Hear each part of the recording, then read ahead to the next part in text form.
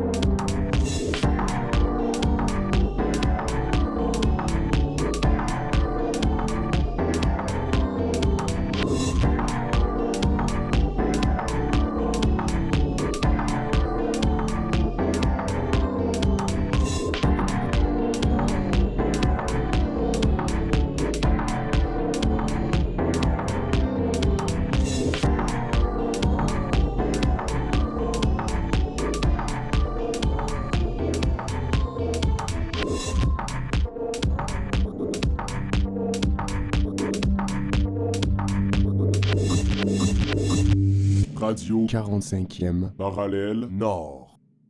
Elle arrivera quand elle arrivera. Voilà, pardon, je vous entendais plus. Parfait. Donc le jeu, ça va être que si jamais il y a une disparition du côté de la France, on le verra pas parce qu'on le voit pas, mais si jamais ça répond plus pendant un moment, ah non, on peut le voir quand même. Non, parce que je vois qui est là, ouais, exact. Son logo. Là. Ouais. Parfait. Moi je dis que nous on y va et puis Esther nous rejoint quand Esther nous rejoint. Si vous êtes ok le Québec. Enfin le Québec. Marion est en France. Ben elle est pas capable, mais elle propose que mettons, moi je l'appelle sur son cellulaire puis qu'elle soit en conférence avec vous en même temps. Ça va être ça va être lourd, je pense. Ouais, c'est lourd. Demande-lui de redémarrer son PC puis voilà. D'accord. Très heureux d'entendre un Québécois dans la bande, c'est bien. Non, il y a Anna, il y a Anna qui est Anna québécoise. Et les deux autres sont... Moi, j'ai un accent vraiment soutenu. Je parle constamment super international. Ouais, c'est ça, c'est le grand jeu. Puis après, non, mais il y a Esther qui a un accent, elle peut très bien faire l'accent, et puis Zoé aussi. Mais Esther a le rire aussi. Esther a le rire québécois. Ouais. C'est bon pour vous ? Ouais. Québec ? Parfait.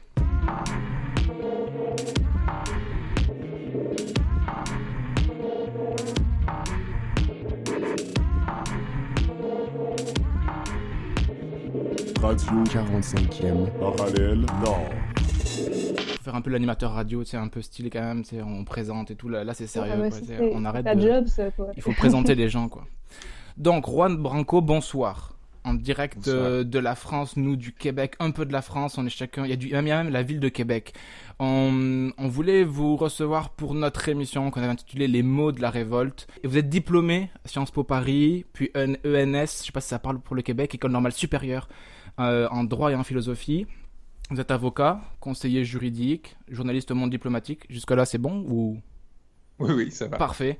Et on s'intéressait, vous avez écrit en octobre 2018, Crépuscule, qui a d'abord été disponible librement sur Internet en version PDF, puis plus tard édité au Diable Vauvert. En traînant sur le livre des visages, on trouve beaucoup de photographies où ce livre est brandi par des hommes et des femmes, ce qu'on appelle gilets jaunes dans les rues de France, pendant l'année 2019. Puis je trouvais que c'était déjà un très beau geste littéraire. Ça vaut 5 aussi Goncourt. Et j'aimerais qu'on se prenne l'émission justement pour discuter des textes polémiques, des textes politiques, de voir l'implication que ça a dans ce qu'on peut appeler révolte ou révolution. Première question, on est obligé, c'est le confinement. Comment ça va? Comment ça se passe?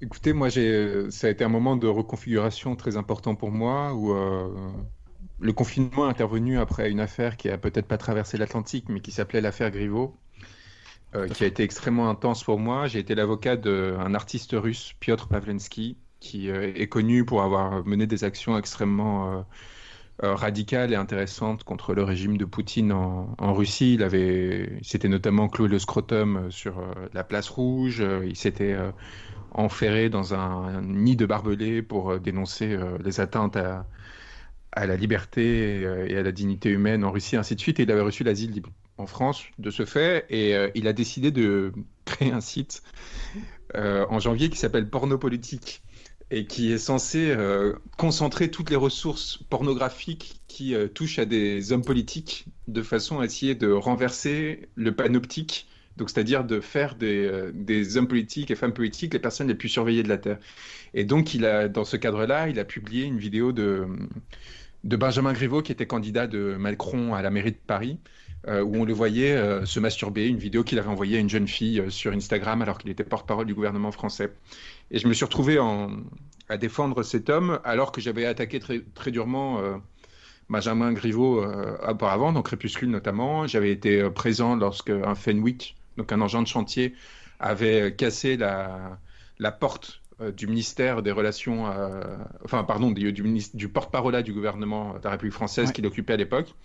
Et donc j'ai eu droit à une sorte de vague d'hystérie médiatique extraordinaire, mais vraiment comme peut-être seule la France sait en produire, avec une obsession de l'ensemble de cette classe médiatique qui avait essayé d'écraser Crépuscule, n'en avait pas du tout parlé. C'est-à-dire il y avait beaucoup plus d'articles de presse à l'étranger qu'en France au sujet de ce livre, qui a quand même été une réussite très importante en termes d'impact social. Et là, soudain, c'était comme s'il y avait un retour du refoulé. Ils avaient tous décidé de se venger.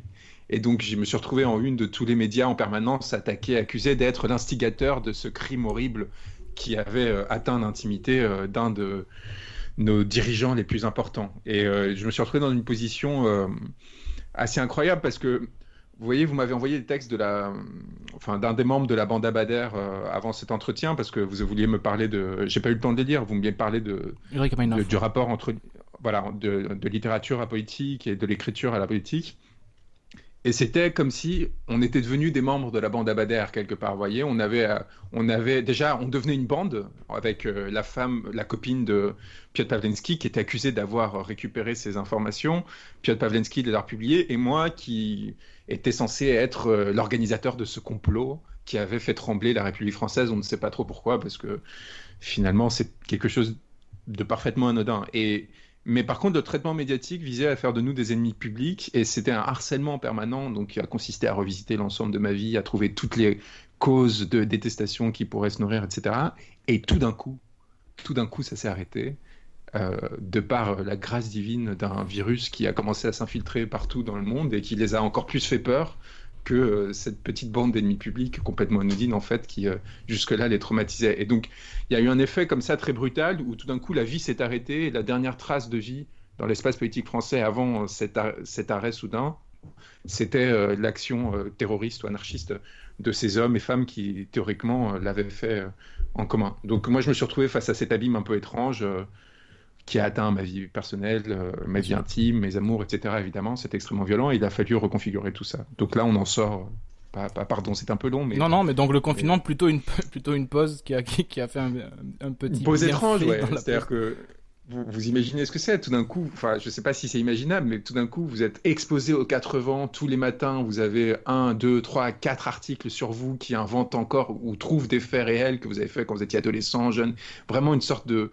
C'est même pas du harcèlement, c'est quelque chose d'encore plus terrifiante d'absorption complète par l'espace médiatico-politique. Et du jour au lendemain, ça s'arrête. Ça s'arrête et vous ne pouvez pas vraiment respirer parce que votre souffle a été coupé, en fait. Et retrouver cette respiration en soi, déjà, ça va prendre un certain temps. Et il faut tout de suite comprendre, évidemment, ce qui est en train de se passer avec ce virus. Donc, j'ai continué à faire des travaux de recherche qui ont permis de révéler un certain nombre de scandales dans le traitement de cette épidémie par la France. Mais c'était un peu irréel de continuer comme si de rien n'était ou de passer du jour au lendemain à un tout autre sujet. Mais ce que je trouve intéressant aussi dans ça et le rapport aussi à Crépuscule, c'est en quoi il peut être lu universellement et c'est sûr que c'est un peu exotique avec les références au Québec par exemple où c'est des références vraiment franco-françaises qui déconstruisent un système qui est vraiment français mais en même temps les systèmes peuvent se ressembler et ce dont vous parliez à l'instant de la mainmise de la presse qui peut faire en l'occurrence un lynchage médiatique et c'est aussi les déconstructions qu'il y a dans Crépuscule dès le départ de retrouver des éléments qu'on trouve au Québec également, d'une mainmise de la presse. J'avais une question par rapport à ça, c'était lorsque ça a été publié d'abord en octobre 2018 sur Facebook en PDF, quel était le projet politique ou intime, ou les deux, d'écrire Crépuscule? Pourquoi l'avoir écrit? Est-ce que ça répondait à quelle nécessité? Est-ce que c'était dénoncé, analysé? Est-ce que c'était un outil pour ce qu'on appelle le peuple? Est-ce que c'était une manière d'exorciser quelque chose? Quel était le motif, le mobile de l'écriture même? Je pense qu'il s'agissait de produire une rupture fondamentale avec cet espace social auquel j'ai appartenu quelque part de force depuis très longtemps, qui est une sorte... c'est un espace social composite, hein, c'est-à-dire que les élites françaises, comme je l'imagine, des élites dans chaque État, et chaque pays et chaque société du monde entier, sont une sorte de monstres protéiformes où se cumulent des strates différentes, certaines plus ou moins légitimes, certaines avec des fonctions plus ou moins utiles, et qui vont voir justement leur fonction et leur utilité pour le reste de la société, soit s'étioler, soit se renforcer selon les degrés de corruption, d'évolution de l'espace social, politique et de l'histoire tout simplement. Et en France, on était arrivé à un petit moment d'histoire qui en soi révèle beaucoup plus que cet instant-là.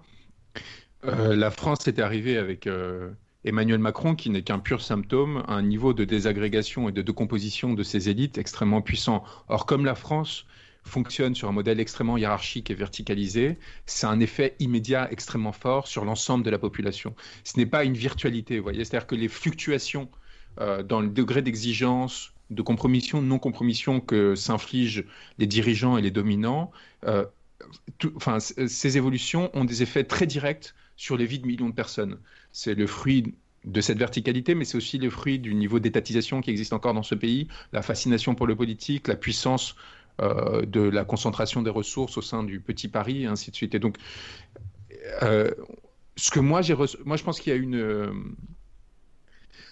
mon sort s'est embranché en fait avec celui d'une partie du pays dès le moment où, issu de cet espace-là et voulant récuser cet espace-là, je me suis trouvé dans une trappe à immobilité et une défonctionnalisation qui était celle que vivaient des millions de personnes qui payaient le fruit des échecs de cette élite-là. Et ce moment très rare où vous embranchez à l'esprit des temps, quelque part, va permettre en fait cette détonation qui va être la mineure, c'est le succès de Crépuscule, mais la majeure, ça va être l'embranchement de millions de personnes les unes avec les autres, des millions de personnes qui étaient extrêmement isolées, qui souffraient de cet isolement, qui mouraient parce qu'elles étaient isolées, et qui soudain vont se découvrir en tant que masse, pardon, et vont émerger comme corps dans l'espace social français. Et ça va être les Gilets jaunes, et les Gilets jaunes vont très vite en fait chercher des outils pour comprendre pourquoi ils n'étaient pas masse, pour comprendre pourquoi ils n'étaient que des atomes et ils n'étaient pas solidaires plutôt. Et Crépuscule, je pense, va leur donner, toutes les actions qu'on a fait autour de cet ouvrage vont leur donner les outils pour comprendre pourquoi est-ce qu'il y avait ces désagrégations au sein de l'espace social français, pourquoi est-ce qu'il y avait une incapacité à faire fonctionner ces institutions alors comme elles devraient, pourquoi l'espace médiatique était incapable de les représenter, de leur donner une visibilité à ces individus-là et du coup à leurs nécessités, à leurs attentes et ainsi de suite. Et pourquoi il y avait un désintérêt massif de la part de tous ces dirigeants, représentants, journalistes, vis-à-vis de leur sort à eux. Et l'un des vecteurs principaux de ce désintérêt, c'est tout simplement le bonheur que ces gens éprouvent, je parle là des journalistes, des politiciens, des hommes d'affaires, etc., au fait de vivre séparés du reste de la société, et le bonheur qu'ils ont trouvé dans toutes ces structures de compromission qui en fait sont productrices de liens. Mais sont productrices de liens entre eux seulement. Vous voyez, l'entre-soi qu'ils ont produit, leur permet de ne pas être seuls, leur permet d'aimer, leur permet de construire des choses ensemble, et leur permet de faire subir aux autres de façon complètement pathologique, sans à aucun moment s'interroger sur ce que cette construction-là retire aux autres. Et je finirai là-dessus. Pourquoi est-ce que c'est grave ? Tout simplement parce que les privilèges, les fonctions qu'ont ces journalistes, qu'ont ces politiciens, etc., sont le fruit de sacrifices énormes produits par l'ensemble de la société et qui sont censés avoir une contrepartie très importante. On leur offre cette chance en échange de quoi, théoriquement, ils sont censés jouer un rôle de contrôle du pouvoir, d'intermédiation entre le pouvoir et la société, de façon à s'assurer que justement l'on vive dans un espace soit républicain, soit démocratique, soit les deux, dans un espace où justement il n'y a pas d'asymétrie trop forte entre les dominants et les dominés, et que les dominants sont au service de la société et non pas là pour piller le reste de la société.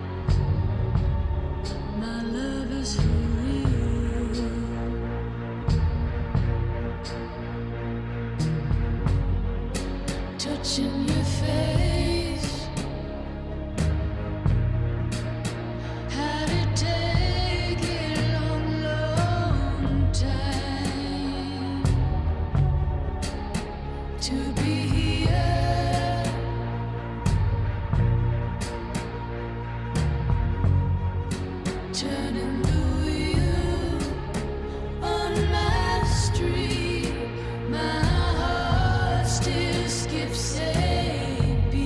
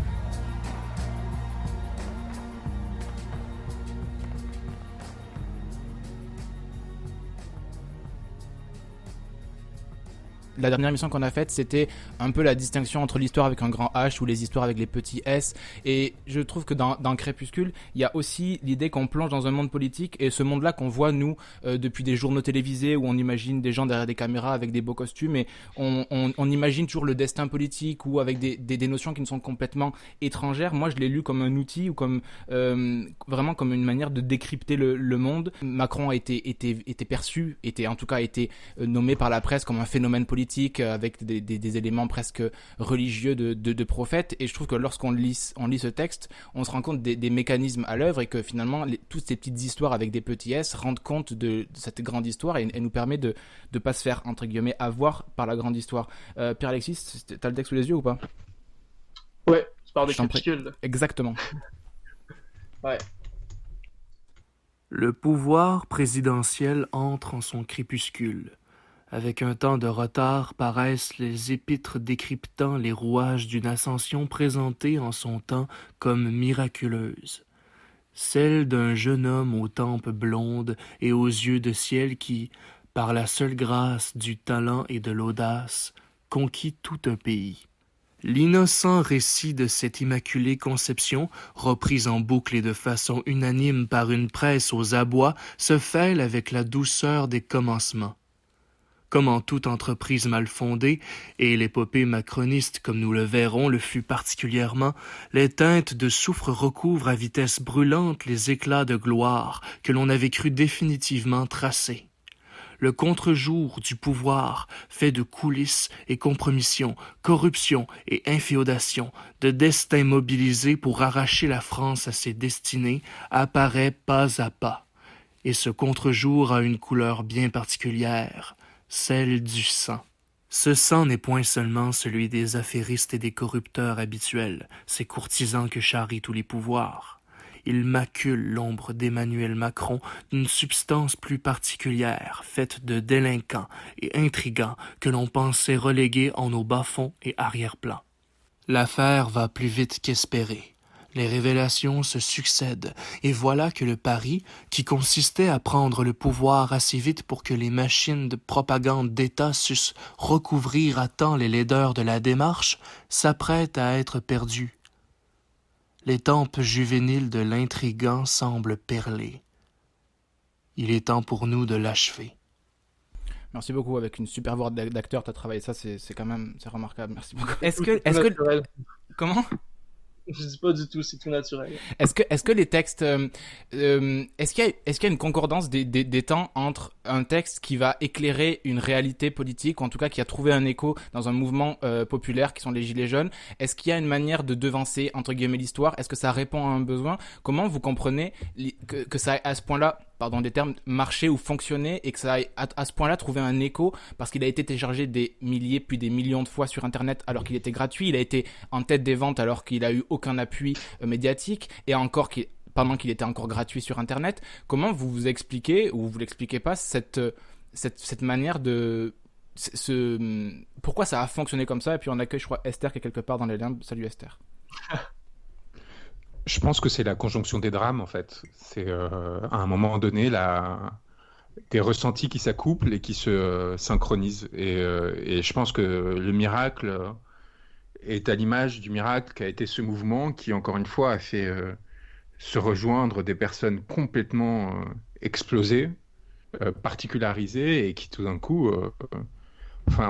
c'est les personnes qui ont le moins d'outils théoriquement pour défendre leurs intérêts ou même pour entrer en politicité, les Gilets jaunes. C'est des personnes qui sont le pilier du système représentatif, c'est-à-dire qu'ils ont donné... Quand je parlais de privilèges en relation à la classe dominante, il faut comprendre ce que je veux dire. C'est que les personnes qui sont levées avec les Gilets jaunes, ces individus-là, théoriquement, n'ont aucun outil pour accéder aux politiques parce qu'ils sont le fondement d'un régime qui, parce qu'il est représentatif, a institué une classe qui est censée réfléchir, penser, parler et décider en leur nom. Le régime représentatif est bourgeois par essence.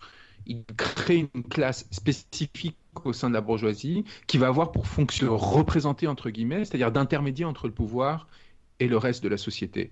Donc c'est ce que la Révolution française crée, c'est ça. Et à partir de cette création, en fait, vous instituez des personnes qui vont accumuler des privilèges et qui nécessairement vont vouloir les reproduire, car personne ne veut voir sa descendance quelque part, revenir à un état qui était fait en partie de souffrance, en partie de désavantages divers, et donc il va tout faire pour accaparer ce pouvoir et l'installer dans le temps et le prolonger. Et c'est exactement ce qu'on a vu en France s'installer au fil des décennies, dans un système qui pourtant était censé être méritocratique, c'est-à-dire donner à chacun la possibilité d'accéder à cette fonction d'intermédiation au sein de la société. Et on a perdu en fait une porosité, surtout une fluidité dans le système qui a fait qu'il s'est peu à peu sclérosés et qui se retrouvent aujourd'hui à reproduire les privilèges sans ne plus les distribuer. Or, ça produit quelque chose d'important. C'est pas seulement l'injustice qui fait que lorsque vous êtes fils d'ouvrier, vous n'aurez jamais la chance d'être bourgeois, parce que peut-être vaut-il mieux finalement ne jamais être bourgeois, vu ce que cette classe peut produire comme saleté et inanité. Mais il y a aussi le fait que, du coup, cette classe-là ne commence à penser qu'à elle et à ne défendre que ses propres intérêts. Et non plus à jouer ce rôle d'intermédiation, tout simplement parce qu'elle ne peut plus ressentir ce que ressentait cette masse dont elle s'est excipée. Et donc on se retrouve dans une situation de blocage qui finit en fait par créer une situation si défavorable qu'elle finit par provoquer une rupture.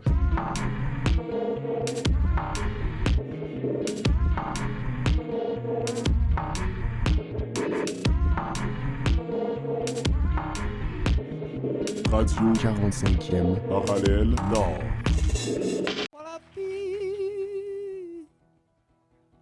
Tears in my heart.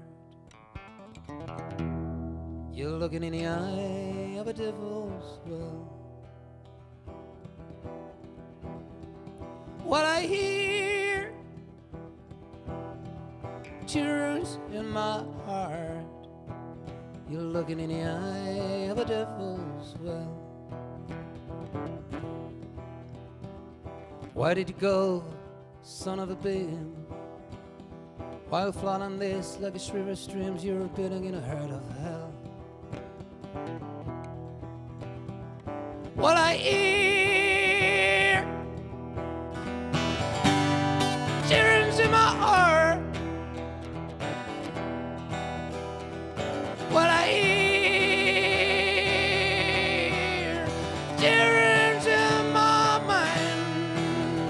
You're in the eye of a devil's well. You're looking in the eye of a devil's well. But why do you go, son of a bitch? While flood on this sluggish river stream, bidding it out of hell. Oh, you were bidding it out of hell. Oh, you were bidding it out of hell. Oh, you were bidding it out of hell.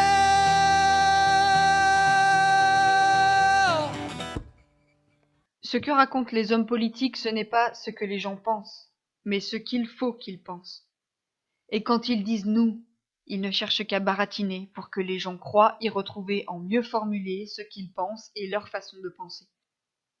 Mais l'État n'aurait pas besoin de sondages d'opinion, il n'aurait pas besoin non plus de la garantie constitutionnelle si l'endoctrinement par la guerre psychologique était chose simple. Comme dit Gramsci, le pays légal n'est pas le pays réel. Ou tout simplement, l'opinion dominante n'est pas l'opinion de ceux qui sont dominés.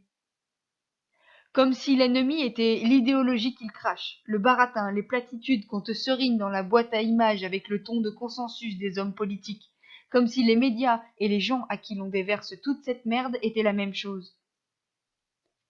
Pas réel, matériel, la machine anti-insurrectionnelle, constituée par le Bureau fédéral de la police criminelle, le procureur général de la République, le Conseil constitutionnel, le gouvernement, les médias, les services secrets, etc. Comme si l'ennemi n'était pas matériel mais idéal. Il faut bien que tu piges un jour qu'on ne peut obtenir quelque chose avec des mots que s'ils traduisent correctement la situation concrète, celle dans laquelle chacun se trouve dans l'impérialisme. Qu'il est absurde de vouloir faire de l'agitation avec des mots alors que seule l'explication et la vérité peuvent agiter. Et que dans le milieu dans lequel nous combattons, État post-fasciste, civilisation de consommation, chauvinisme des métropoles, manipulation des masses par les médias, tactique de la guerre psychologique, social-démocratie, et devant la répression à laquelle nous sommes confrontés ici, l'indignation n'est pas une arme. Elle est bornée et purement stérile. Celui qui est vraiment indigné, donc concerné et mobilisé, ne crie pas, mais réfléchit à ce qu'il peut faire. Ce à quoi nous réfléchissons le plus actuellement ici, c'est comment transmettre les expériences, en partie horribles, que nous avons faites dans l'isolement et qui se traduisent par trahison, capitulation, autodestruction, dépolitisation, afin que vous n'ayez pas à les refaire. Donc, s'il est exact que dans la guérilla, chacun peut apprendre de chacun, il doit être possible de transmettre les expériences, à condition seulement de comprendre la collectivité en tant que processus. Et les établissements officiels dans lesquels on institutionnalise les personnes en sont l'opposé. Prendre la collectivité comme un processus, cela signifie lutter ensemble, contre l'appareil qui, lui, est bien réel et pas du tout imaginaire.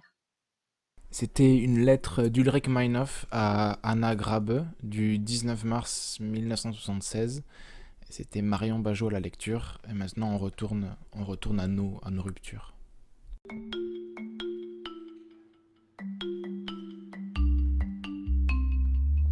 Pourquoi les arbres poussent-elles au bras des petits gens quand mon pays vacille? Que hurlent les sans-dents? La nuit se couche dehors quand chante la République. Que craquent les feuilles et les corps, que les dalles ignorent les flics. Kain le zrad, kain le biad, kain le ahmar fi alami,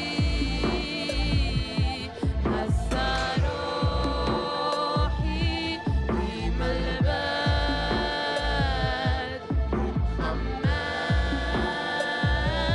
في علامي.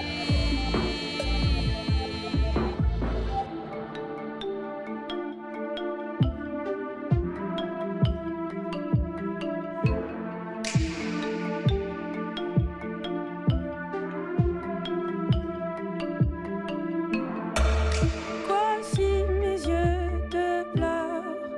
Quoi si ma haine dort? Je chanterai plus fort si ton espoir se meurt. Nos forces portent un tout lorsque les plaintes s'achèvent. Nos cœurs sont en grève, les sanglots viennent à vous. كاين الزراق كاين البياد كاين الأحمر في علامي حسا روحي كيما الباد كي مخمم في علامي كاين الازرق كاين الابيض كاين الاحمر في علامي حسا روحي كيما الباد كي مخمم في علامي. Mais cette rupture, encore faut-il la produire. Et il y a très peu de pays où, encore une fois, les classes les plus laborieuses, les plus prolétaires, les plus précarisées, en particulier dans une époque où il y a une violence de diffraction encore plus forte qu'il y en a eu avant. Les syndicats n'ont plus aucune capacité à rassembler, les partis politiques non plus. Comment ça se fait que la France a réussi ce miracle de réunir ces êtres-là et de leur donner une force politique en propre? Eh bien, ça, cette synchronisation des temps, cette coagulation-là, elle est quelque part très facile à expliquer et en même temps difficile. Je pense qu'il y a une partie instrumentale, c'est-à-dire qu'il y a un outil qui a permis cette coagulation, c'est tout simplement les réseaux sociaux, qui, parce qu'ils ne sont pas dépendants du capitalisme national, qui est celui qui contrôle les médias, qui est celui qui contrôle les grands dispositifs de représentation au sein de chaque société. En l'occurrence, en France, c'est 9 oligarques qui détiennent 90% de la presse écrite et 45% des radios et 50% des télévisions en termes d'audience. 9 personnes qui se connaissent, qui habitent dans les mêmes quartiers, qui marient leurs enfants, leurs cousins ensemble, etc., qui reproduisent leur pouvoir depuis peu de temps, depuis seulement 1 à 2 générations, en gros depuis le passage vers un capitalisme financiarisé et ultralibéralisé des années 80, 83 à peu près. Bref, cet espace social-là qui a le contrôle de la visibilité et de l'utilisation du capital légitime, du capital symbolique, pardon, se retrouve dépassé par un hypercapitalisme non pas mondialisé, mais états-unien, qui est celui de Facebook, Twitter et compagnie, qui n'en a strictement rien à faire si une révolution intervient en France. Qui n'en a strictement rien à faire tant que les personnes continuent à cliquer sur les publicités qui sont présentes sur leur plateforme. Ils sont très heureux, donc au contraire, ils vont favoriser tout ce qui va permettre d'accroître la participation à ces sites internet. Et qu'est-ce qui notamment permet d'accroître la participation aux réseaux sociaux? C'est l'indignation. Et donc on va se retrouver avec une sorte d'hypermédia qui va faire le jeu paradoxalement de la révolution, mais qui évidemment, on se retrouve dans un dispositif qui est problématique d'un point de vue idéologique, mais aussi tout simplement de la praxis révolutionnaire, c'est-à-dire que à terme, évidemment, il suffit qu'ils ferment les écoutilles et vous êtes foutus. Il suffit que pour une raison ou une autre, il y ait un arrangement entre Macron et Zuckerberg via Xavier Niel qui a mis des deux, et tout d'un coup, vous réduisez la visibilité des contenus qui jusqu'ici, en fait, permettaient une sorte d'excitation et de mise en action politique, et c'est fini. L'autre problème extrêmement important, beaucoup plus grave, c'est que ça crée des boucles d'autoconfirmation. C'est-à-dire que ça permet d'agglomérer très vite des masses très très importantes, des centaines de milliers de personnes, mais ça les enferme aussi. Et très rapidement, ces personnes-là pensent qu'elles sont toute la France. Donc ça leur donne une capacité d'action politique très importante sur le court terme, mais ça n'incite pas du tout à l'élaboration politique sur le long terme. C'est-à-dire que vous allez être convaincu d'avoir raison, d'avoir convaincu tout le monde, et vous allez rentrer très rapidement dans un schéma de répétition qui est ce qu'a connu le mouvement des Gilets jaunes dans un deuxième temps, après l'élan initial, avec une difficulté à se réinventer. Et qu'est-ce que ça crée aussi? Ça crée une difficulté d'accès. C'est-à-dire qu'il était, comme c'est des mouvements qui sont organiques, qui ne sont pas institutionnels, ni ont vocation à s'institutionnaliser, c'est des mouvements très spontanés, qui sont fabriqués avec les codes de personnes qui n'ont justement aucun code de la bourgeoisie, donc de l'espace représentatif et compagnie, et ben, tout simplement, ils ne pensent pas à faire valider leur compte sur Facebook, par exemple, ou leur groupe. Ils ne pensent pas à créer des groupes qui soient très facilement accessibles ou distinguables des autres. Et donc, dès décembre, lorsque vous essayez de trouver les groupes d'Éric Drouet, de Maxime Nicole, La France en colère, Flyrider Infobouclage, qui étaient en gros des plateformes où plus de 300 000 personnes quand même pour chacun étaient réunies et s'organisaient pour monter semaine après semaine les actions, bien vous retrouviez avec 20 ou 30 groupes différents, c'était impossible d'y accéder. Et c'est ce qui explique en fait l'accroissement de la rupture qu'il y a eu entre l'espace bourgeois et ces masses mobilisées pendant cette période, c'est-à-dire que même les bourgeois bien intentionnés, entre guillemets, même les personnes qui étaient au comité invisible, qui étaient dans les mouvements anarchistes, etc., n'arrivaient pas à faire jonction parce qu'ils n'arrivaient pas à communiquer, parce qu'ils n'arrivaient tout simplement pas à trouver ces gens-là. Et comme ils habitent dans des espaces très différents, urbainement parlant, il y a eu une sorte de scission qui ne se résolvait que lors des actions les plus carnavalesques des Gilets jaunes, qui étaient les samedis, sorte d'affrontement institutionnalisé avec les policiers, vraiment comme des batailles rangées médiévales. C'était assez impressionnant. Il y avait quelque chose, contrairement à ce qu'on a essayé de prétendre, c'était pas du tout anarchique. Au contraire, c'était hyper ritualisé. C'était incroyable de voir comment, de part et d'autre, on a accepté si longtemps de jouer à ce jeu quelque part, en acceptant de remettre en jeu sa légitimité week-end après week-end, le pouvoir parce qu'il voulait démontrer qu'il était plus fort, qu'il n'avait pas perdu, et les Gilets jaunes parce qu'ils espéraient que ce serait une façon de rompre le pouvoir. Et il a fallu attendre jusqu'en mars et la démission forcée du préfet de police de Paris et son remplacement par Didier Lallemand pour que le pouvoir dise stop et finisse par disperser tout le monde avant même qu'il puisse se mobiliser. Donc pendant ces moments-là, il y avait la possibilité de jonction avec les Black Blocs, et il y a eu à partir de janvier des moments très beaux où justement ils ont commencé à comprendre comment construire ensemble une mobilisation, mais le reste du temps il y avait une disjonction qui faisait que politiquement parlant ça n'a rien produit de durable, c'est-à-dire qu'il n'y a pas eu d'aventure humaine à part et j'étais un des rares en fait à réussir à faire la jonction au-delà des classes sociales, c'est-à-dire à vraiment avoir un lien réel avec des personnes des Gilets jaunes, tout en provenant d'un espace qui était bourgeois ou hyper bourgeois. Justement, c'est avant de revenir un petit peu sur le rôle de la presse, de là où les mots sont dits, et puis est-ce que les mots sont pas aussi l'importance qu'on donne aux mots, c'est avec quel porte-voix on donne à ces mots-là. Juste de revenir un petit peu, parce que autour de la table virtuelle, on vient vraiment du théâtre et on écrit ou on dit des mots ou on les met en scène, de juste le travail des mots, de l'importance de nommer des choses. Par exemple, tout ce qui est écrit dans le Crépuscule, je pense pour une majorité de la population, pour une écrasante majorité de la population, ce sont des idées un peu nouvelles. Est-ce que vous croyez à une importance de nommer des choses et un pouvoir de nommer des choses? Nous, c'est ce qu'on fait au théâtre et c'est notre seule en fait arme de défense, où on croit à ça, on croit au poids des mots, on croit que les mots peuvent changer le monde, entre guillemets. Non, je pense qu'on y croit, en tout cas moi, de se dire que nommer quelque chose, nommer une réalité, c'est déjà une action. Est-ce que, et puis ensuite le travail qui s'accompagne ça, le travail presque stylistique de cette modalité-là, est-ce que vous pensez que nommer des choses, c'est déjà un acte politique et ça a déjà une répercussion forte dans le concret, dans le réel? Alors, deux choses par rapport à ça. J'ai peut-être d'abord la plus personnelle. J'ai énormément lutté, notamment contre mon éditeur qui finalement, après des mois de lutte pour trouver quelqu'un qui aurait le courage de publier ce texte, parce qu'il faut quand même rappeler qu'il y a eu un mur qui se levait face à ce texte, j'ai dû mener une énorme bataille pour empêcher la réécriture du texte. Par l'éditeur Une réécriture éditoriale, par Denis Robert. Denis Robert se plaint du style du texte dans la préface. J'ai vu des critiques comme un style, parce que le style aurait été trop ampoulé, un peu trop, parce qu'il y a eu des changements déjà par rapport aux premières versions. Oui, il y a eu un travail d'affinage, mais la substance du texte et l'exigence, je ne sais pas si littéraire, mais en tout cas linguistique, tout à fait.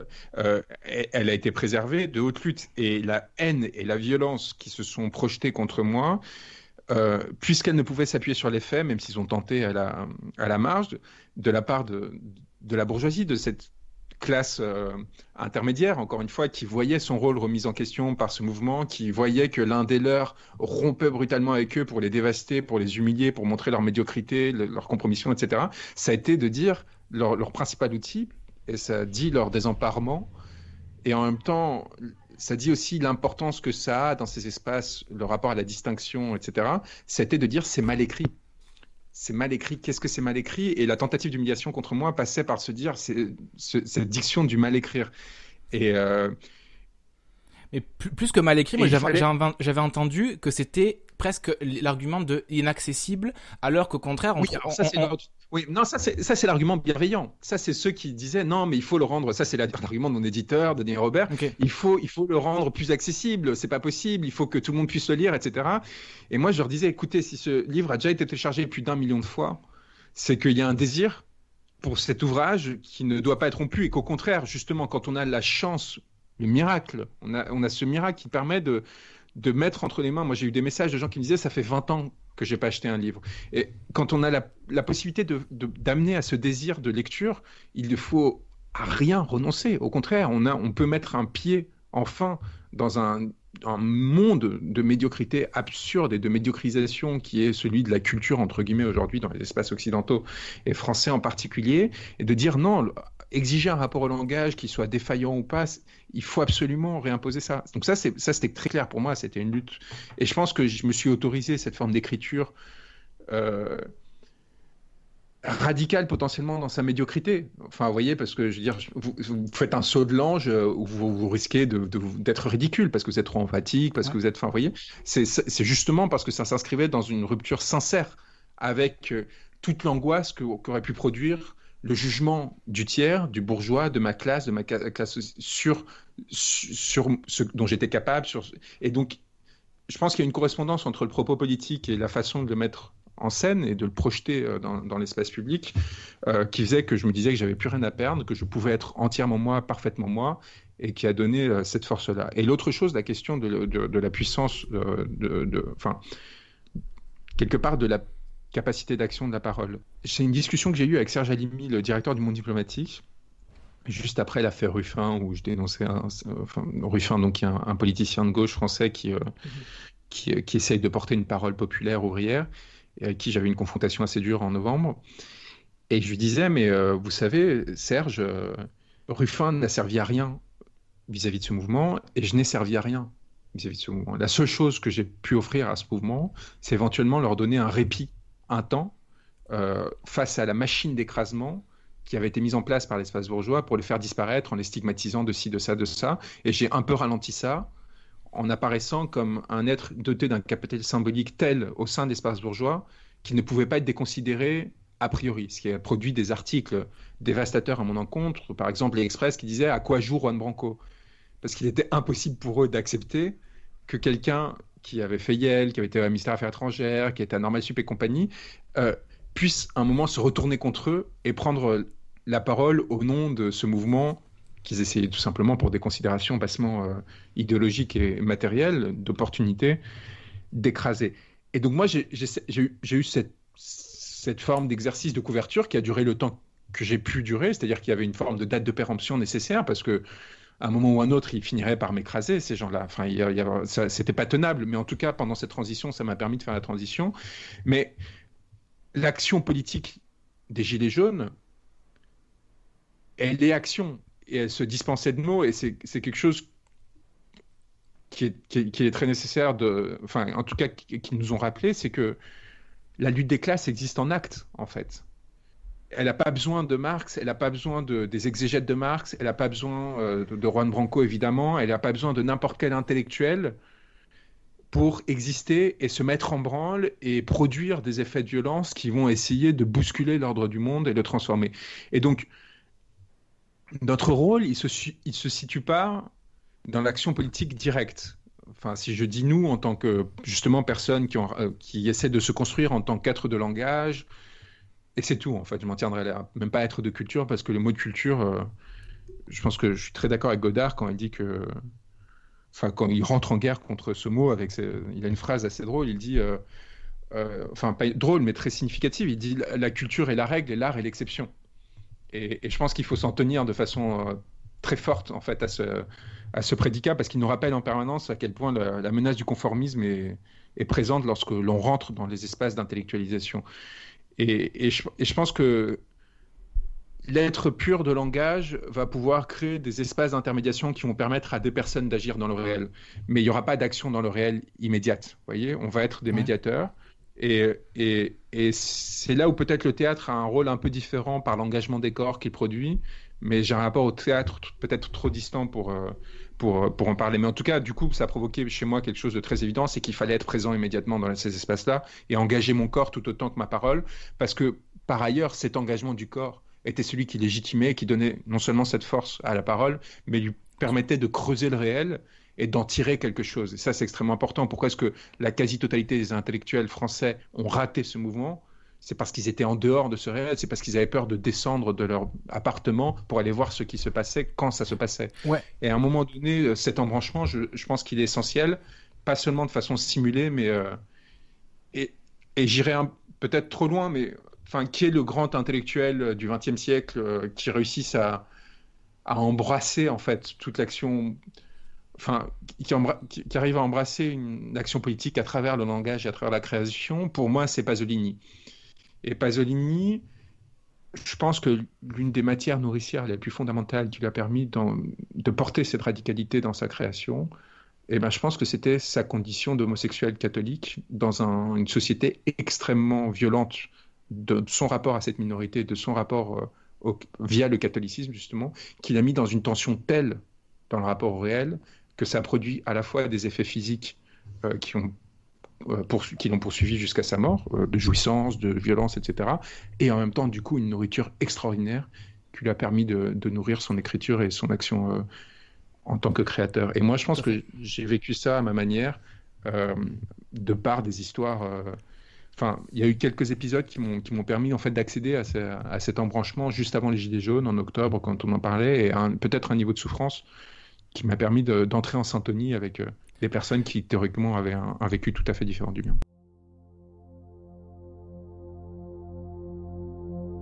I went down to the place I thought I'd belong, but I didn't find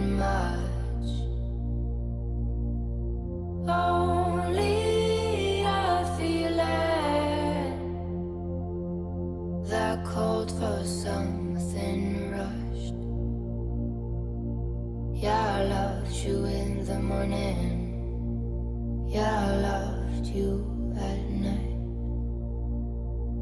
Only the mountain will bring me such love. Yeah, I loved you in the morning. Yeah, I loved you at night. Oh, oh, oh, oh.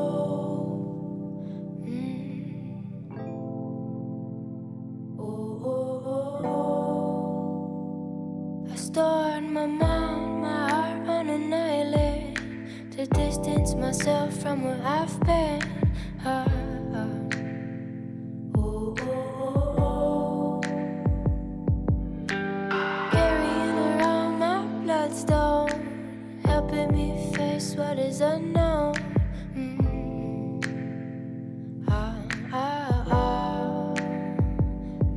C'est l'orage qui creuse une vie de tendresse. On va, quant à moi, personne ne le saura. I'm drifting, drifting. J'ai renversé mon corps, perdu mes repères, resté trop longtemps dans l'ouest. En hiver, en hiver.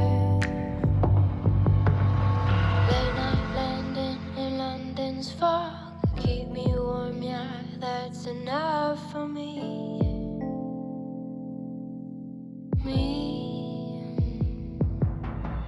Take your time before it's gone, soothe my soul, yeah, that's enough for me.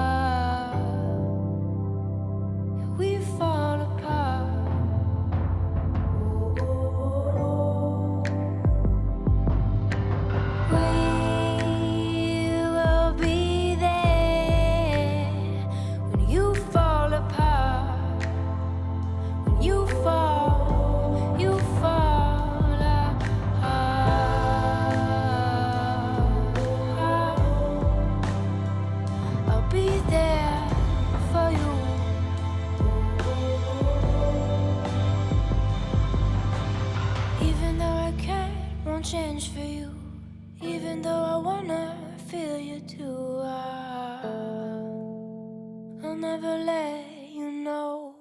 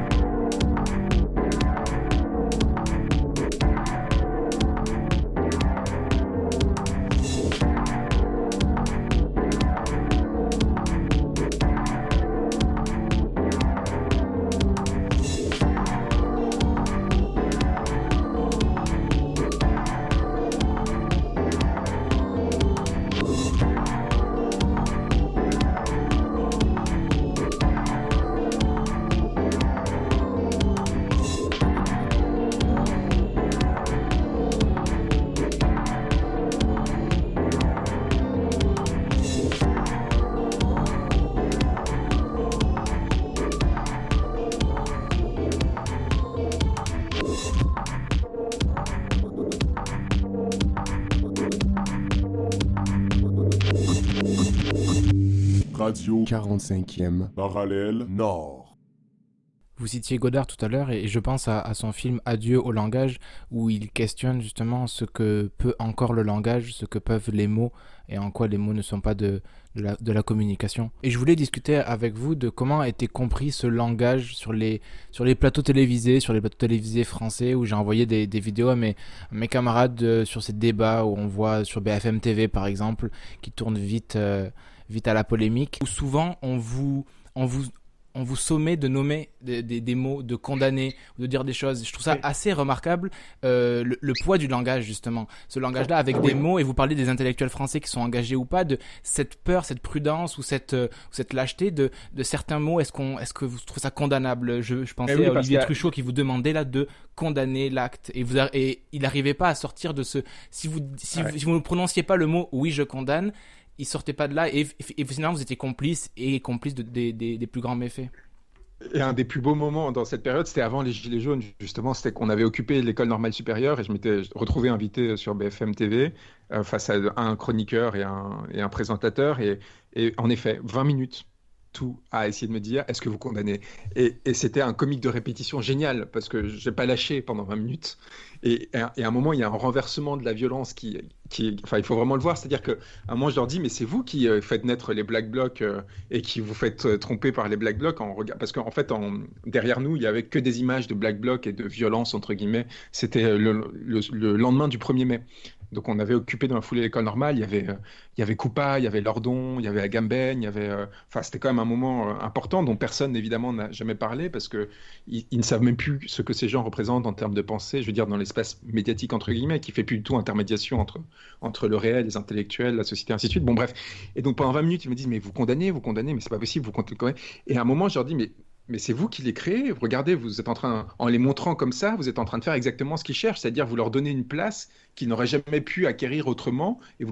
Et là, tout d'un coup, vous voyez les corps du présentateur et du chroniqueur. Je ne sais pas le miracle qui a fait qu'à ce moment-là, il y a eu un plan large de l'ensemble du plateau. Et au même moment, les deux se redressent comme pris justement d'une prise de conscience qu'ils étaient piégés et qu'ils étaient en train de nourrir la bête immonde qu'ils étaient en train de dénoncer à grand renfort de condamnation morale, justement, et réalisaient peut-être à ce moment-là que ce n'était pas, ce n'était pas la condamnation, l'enjeu, c'était justement les questions de mise en visibilité, de dispositifs de pouvoir, ainsi de suite, que Foucault et d'autres ont décrit. Et oui, pour revenir à la question du langage, comme outil de prise de conscience et de pensée, la première et plus fondamentale raison de s'opposer à Macron, et c'est celle qui m'a amené à m'opposer à Macron dès 2013, c'est son rapport au langage.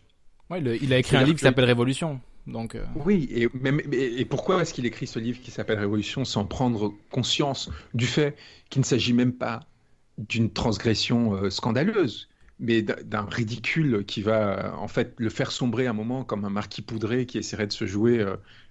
qui essaierait de jouer à un jeu qui finirait par devenir réalité, c'est l'absence de pensée de ces êtres évidés qui n'ont qu'un rapport technocratique à la parole, et par rapport technocratique à la parole, je veux dire par là qui n'ont qu'un rapport d'instrumentalité à la parole. C'est-à-dire que la parole n'est pas un outil de pensée, c'est un outil d'efficacité, d'action, pour le coup. Et ils pensent justement qu'il faut réduire la parole et le langage à sa dimension active, et donc qu'il peut être nettoyé, ou au contraire, lorsqu'il est sollicité dans son raffinement, ce n'est seulement que pour envoûter l'autre, c'est-à-dire pour avoir une action directe sur l'autre, et à aucun moment d'avoir un effet de ce terme que j'utilisais tout à l'heure, de ne pas chercher à creuser le réel de façon à permettre à chacun de s'approprier ça, ils ne savent pas faire.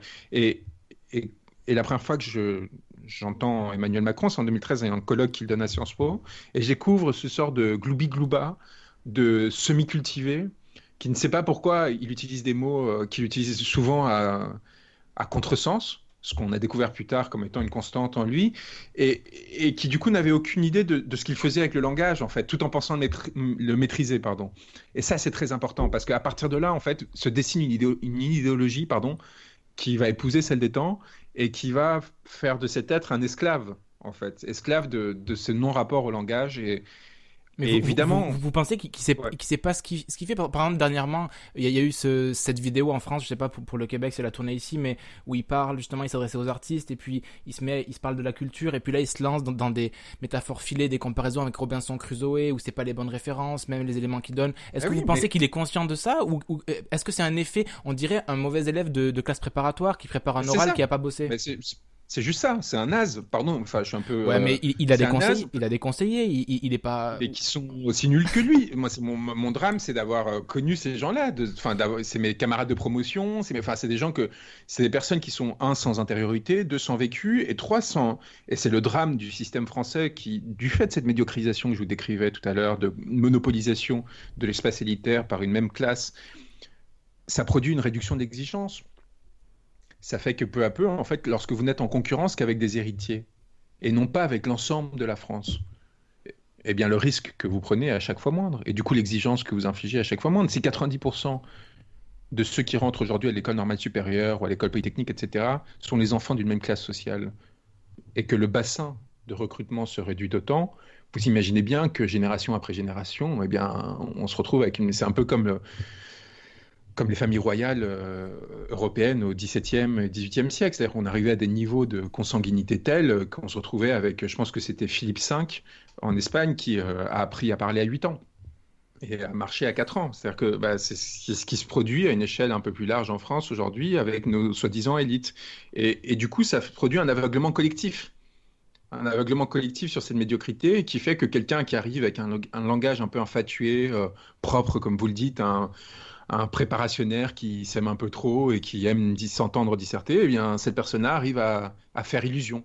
Arrive à faire illusion et à emporter avec lui tous ceux qui, ne s'étant pas confrontés à un niveau d'exigence suffisant, ne sachant pas qui est Jean Genet, enfin, vous voyez, finissent par perdre tout simplement pied, quoi, et se laisser emporter par cet être dans des rivages qui finalement borderont la folie, parce que vous allez vous retrouver avec quelqu'un qui est en décalage tel entre l'image qu'il aime projeter de lui et sa réalité à maîtriser les mécanismes qu'il a créés ou qui l'ont adopté, qui finit par perdre pied. Donc vous vous retrouvez avec ce que vous dites, des démonstrations toujours plus ridicules, mais ce qui est un peu terrifiant, c'est que personne ne s'en rend compte, en fait. Enfin, très peu de personnes se rendent compte, et les personnes qui s'en rendent compte sont en dehors du système de décision. Parce qu'elles en ont été exfiltrées, parce que leurs efforts pour construire un rapport à la langue, leurs efforts pour construire un rapport à la création ne sont pas reconnus par les autres qui ne comprennent pas de quoi il s'agit, qui ne le voient plus. C'est ça aussi. Ça, c'est le dernier, c'est le dernier effet quand même en France. Pardon, juste pour... je suis désolé, je fais des tunnels à chaque fois, mais c'est que les plus belles personnes dans notre société, y compris dans l'espace hyper-bourgeois ou bourgeois, se sont retrouvées de plus en plus écrasées en France. Je ne sais pas si c'est le cas dans les autres sociétés, et se retrouvent dans des marginalités qui ne sont plus reconnues, qui ne sont plus protégées, et qui font que dans ce primat à l'efficacité, à la consommation et ainsi de suite, elles finissent soit par se suicider, soit par se convertir avant même d'avoir poussé jusqu'au bout leur talent, leur capacité de création, etc. Et la France, dans son ensemble, finit par s'effondrer. Et quand la France s'effondre, moi je parle de la France pas comme un nationaliste quelconque, mais comme idée qui a réussi pendant des décennies non seulement à porter au pinacle de grands créateurs, de grands penseurs, mais aussi à accueillir de grands créateurs et de grands penseurs et à les faire rayonner. Et cette chose précieuse, elle disparaît, et on se retrouve avec des présidents qui du coup parlent de culture et jamais d'art ou de création. Mais justement, c'est le rôle aussi de ce qu'on appelle la presse. Puis je sais pas si Zoé, tu veux en parler un petit peu. On s'est parlé en préparation de ce rôle-là fou qu'on trouve aussi dans les arts, que finalement ce qui ressort, c'est ce qu'on va matraquer le plus. On se disait que toutes les grandes, on est au courant de choses dont on se fout complètement, mais parce que les médias l'ont rapporté, on est au courant des mariages princiers outre-Atlantique, alors que enfin bref, donc il y a l'idée de la presse comme c'est le porte-voix qui va être plus important que les mots. Et justement, est-ce que c'est, je sais pas si Zoé, tu voulais en parler un petit peu de cette, enfin, je sais pas, pas inquiétude, mais rapport justement à une oligarchie qui, au Québec c'est pareil, au Canada c'est très peu qui possèdent une grande partie de la presse, et comment s'attaquer à ça, parce que finalement, comme vous le disiez, si c'est une minorité qui va porter une parole contraire, tant qu'elle n'est pas entendue par un grand nombre, ça va être compliqué. Zoé, tu veux...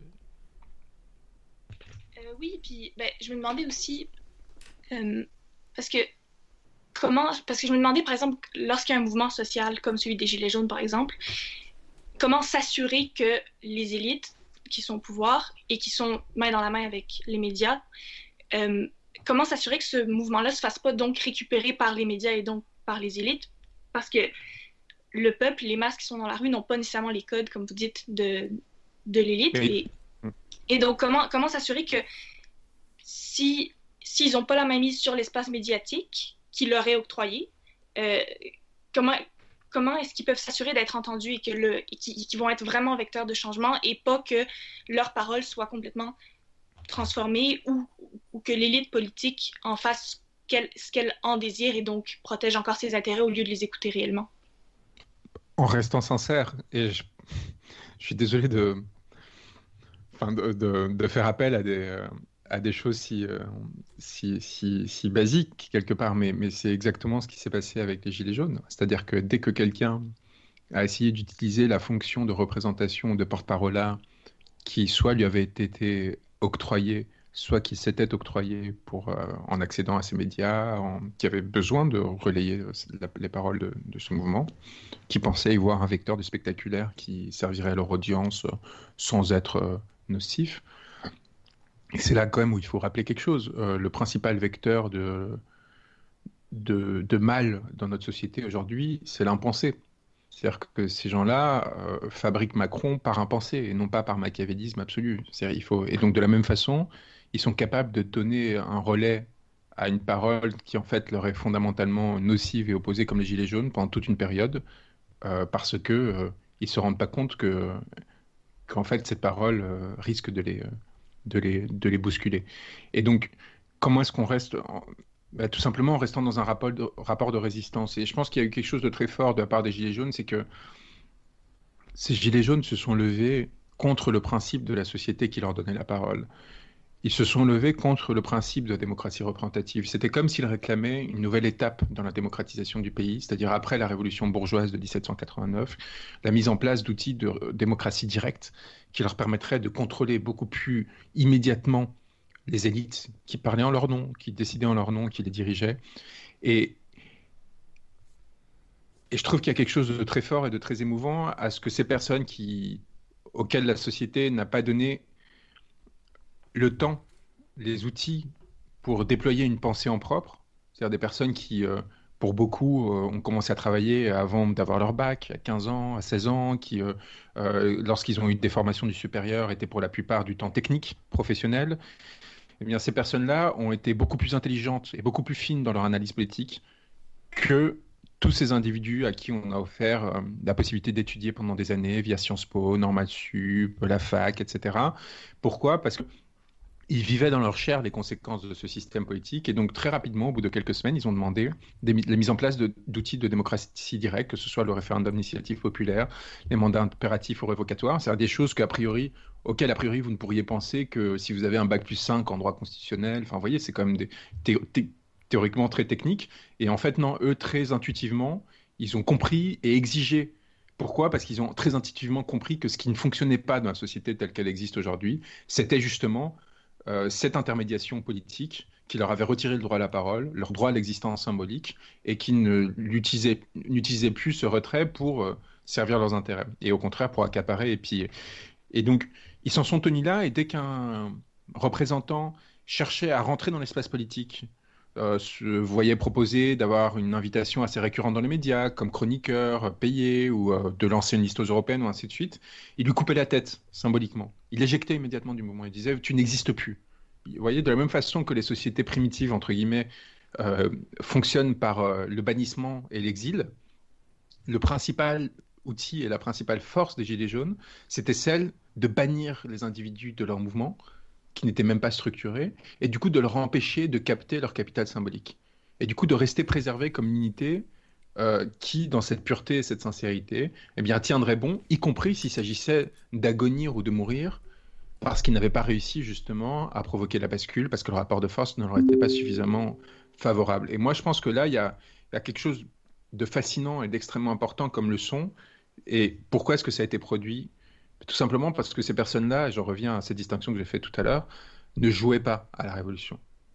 Ces personnes-là avaient un besoin psychique, matériel, physique, de provoquer une rupture. Et c'était un besoin, c'était pas une envie, c'était pas un désir, c'était pas quelque chose d'intellectualisé, une aspiration à une forme de justice ou quoi que ce soit. Non, il y avait un besoin de changement immédiat qui faisait qu'ils étaient prêts à prendre des risques délirants, de traverser la France pour se retrouver sur les Champs-Élysées où ils n'avaient jamais été, dans des quartiers qui ont été construits pour les intimider.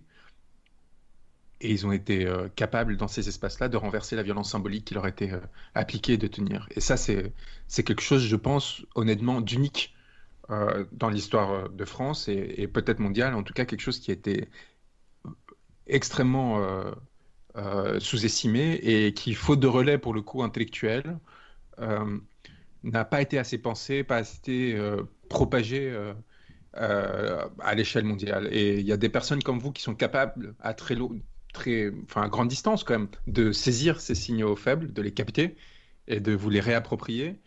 Mais évidemment, à travers l'espace institutionnel, c'est pas du tout arrivé. Pourquoi? Tout simplement parce que ceux qui sont chargés du relais de la parole traditionnellement dans la scène mondialisée, ce sont eux aussi des bourgeois. Ce sont des journalistes, des diplomates, donc des personnes qui étaient directement menacées par ce moment et qui donc évidemment ont fermé les écoutilles, ont fermé les yeux pour ne pas comprendre ce qu'ils produisaient. Et donc du coup, nous qui passons par ces intermédiaires pour comprendre ce qui se passe dans le reste du monde, par l'information qui est produite par ces gens-là, par les appareils de pouvoir, en fait, qu'ils soient médiatiques ou politiques ou diplomatiques, eh bien, les intellectuels du reste du monde ont eux aussi été aveuglés. Et ça, c'est très intéressant parce que, c'est un vrai point d'interrogation parce que ça ne concerne pas que la France, ça concernera potentiellement tout mouvement populaire de cet ordre-là qui pourra exister dans quelconque endroit dans le monde.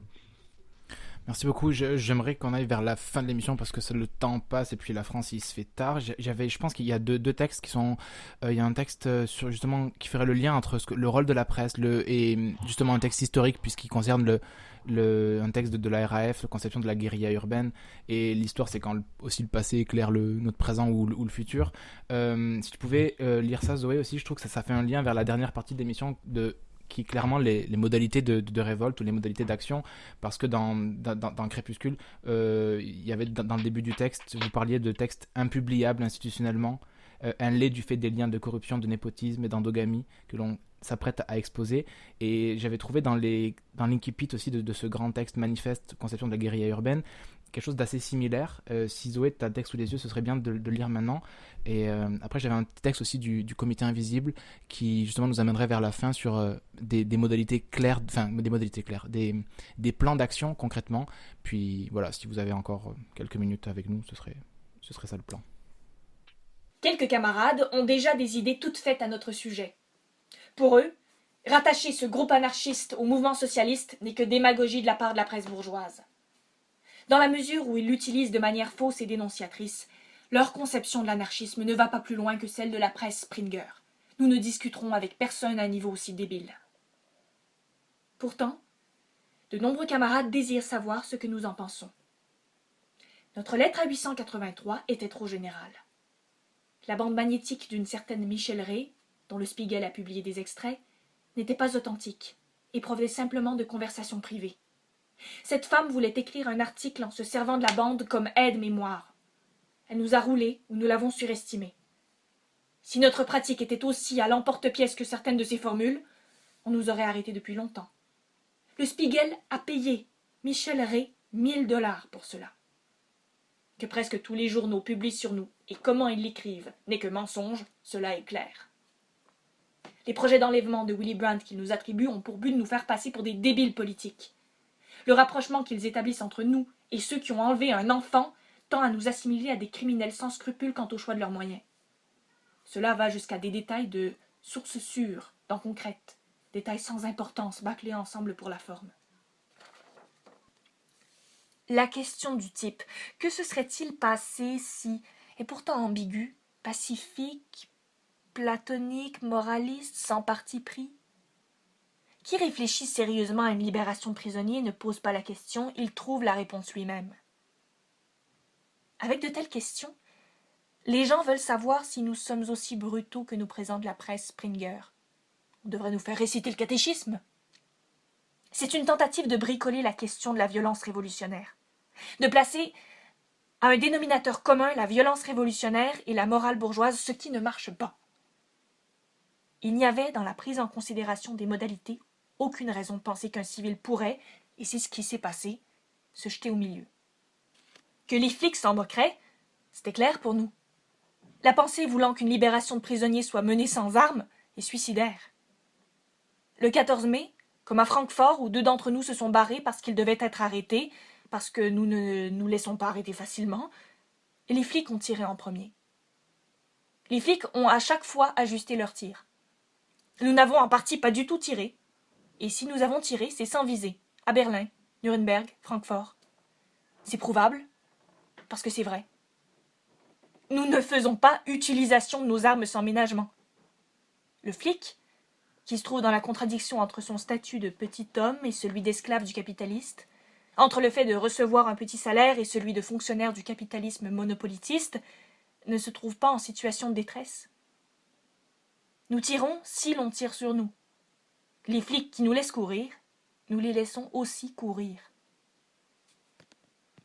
Merci beaucoup. Et il y a un rappel aussi, vous parliez, Juan Branco, tout à l'heure de la figure de Pasolini, qui justement, lui, comprenait aussi le flic, non comme un ennemi, mais aussi comme un allié potentiel. Et on s'était rencontrés une fois à Paris, et vous c'était justement en plein milieu, autour du 15-16 mars, et vous disiez que c'était un moment, vous aviez encore vu juste, que c'était un moment capital pour les Gilets jaunes, qu'il fallait qu'il y ait une bascule à ce moment-là, et que s'il n'y a pas de bascule, ça allait s'éteindre. Justement, peut-être aussi une bascule par rapport aux forces de l'ordre qui pourraient un petit peu s'allier ou en tout cas opérer un autre mouvement.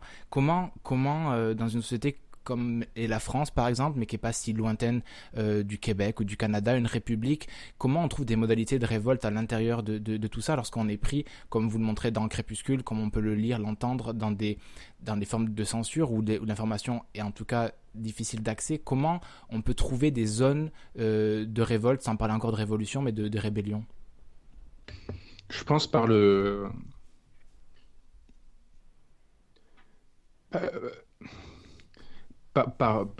frémissement d'une forme d'altérité, en fait. C'est-à-dire que tout d'un coup, vous reconnaissez dans le tiers, et une émotion va en naître dans la parole du tiers, dans le geste du tiers, dans la détresse ou la lutte. Et une coagulation va naître avec cet être qui vous était étranger. Et ce lien, s'il se passe justement des médias hyper verticalisés, qu'on appelle mainstream, peut avoir une pureté, une force que nos ennemis n'auront jamais, en fait. Et c'est ce qui a fait que dans ce combat parfaitement déséquilibré, la bascule a failli intervenir, en fait, et que ces êtres qui se croyaient consacrés ont tremblé. Donc, c'est ça aussi qui distingue les Gilets jaunes d'un mouvement comme celui de la bande Abadère, où en fait, ce qu'on en retient avant tout, c'est la solitude de l'épopée. Et dès lors, la facilité pour les médias mainstream de le transformer en quelque chose d'apparence extrêmement nihiliste, et du coup pouvant être très facilement rejeté. La capacité à trouver écho avec l'état de la société est essentielle, et elle peut amener à l'effondrement et à la vanité de la tentative, au contraire à une forme de grâce qui est cette syntonicité dont je vous parlais. Je trouve par exemple que l'affaire Aldo Moro, et c'est là aussi où on voit l'importance de l'intellectuel, d'un texte comme celui de Chia, qui a permis en fait de maintenir un accès à cette période-là et de rendre compréhensible l'incompréhensible, ce qui était présenté comme un assassinat non pas à froid, mais quelque part presque absurde, presque beckettien, d'une personne qui apparemment, finalement, n'était que la meilleure l'incarnation de ce que ce système, certes vérolé, pouvait produire de moins pire, voire de meilleur. Et à travers Chia, on arrive à comprendre peut-être plus fortement encore que ceux qui menèrent à bien cette opération, les Brigades Rouges qui le firent, la portée du geste et la raison du geste. il permet d'aller au-delà de peut-être du raisonnement qu'ils avaient eux-mêmes mené et qui les amena à ne pas savoir finalement comment le mener jusqu'à terme. Et c'est là où on en revient à la question de la jonction de l'action et du langage. C'est pas une dialectique qui va se mettre en place, mais l'action va toujours pouvoir exister en dehors du langage. Mais le langage va peut-être être ce qui permet de faire naître le soubassement qui va permettre à l'action, pour peu que l'on ne tente pas de l'instrumentaliser, et c'est très très important. Et ça, c'était une des choses les plus importantes un des défis les plus importants que j'ai eu à connaître avec les Gilets jaunes, c'est-à-dire comment ne pas faire de mon outil quelque chose qui instrumentaliserait ou qui retirerait la sève à ce mouvement pour le détourner et l'amener quelque part d'autre. Mais juste faire de ces outils que m'avait donné ce système justement des soubassements comme les outils d'un terrassement qui permettraient à la route de se construire, vous voyez, et de maintenir l'orientation initiale et intuitive qu'elle s'était donnée, sans jamais défaillir, et sans jamais, à un moment ou un autre, pouvoir être écrasée symboliquement par d'autres langages et disparaître dans le sens qu'elle avait cherché à produire. Et c'est pour ça que je suis intéressé par les textes que vous m'avez envoyés, parce que pour moi, la bande Abadère, c'est l'histoire, d'un point de vue extérieur, et avant d'avoir lu ces textes, c'est l'histoire d'un échec. Et peut-être que ces textes me permettront de comprendre cet échec, ou alors de reconsidérer. Mais en tout cas, à mon avis, a priori, de la part de la présomption de laquelle je pars, de comprendre les raisons de cet échec à partir du rapport au langage qu'ils avaient construit.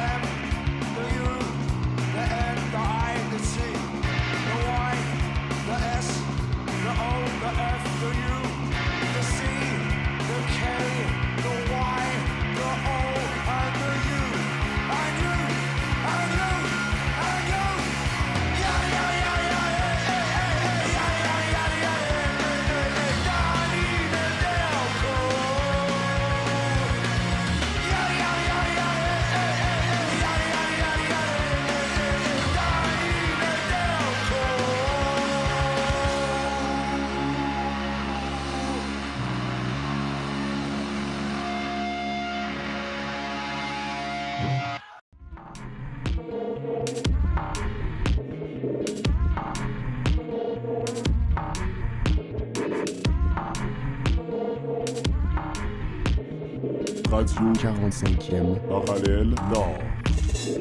Nous sommes des artistes de théâtre, tous, et c'est un peu, on fait une révolution tous les soirs sur la scène, et après on nous applaudit pour ça, on garde ça en mémoire quelques temps, après on revient, on rejoue une révolution, on nous réapplaudit, mais on espère toutes un petit peu qu'un jour on aura une pièce qui va faire une action un peu plus grande et que la révolution va infuser un peu plus longtemps.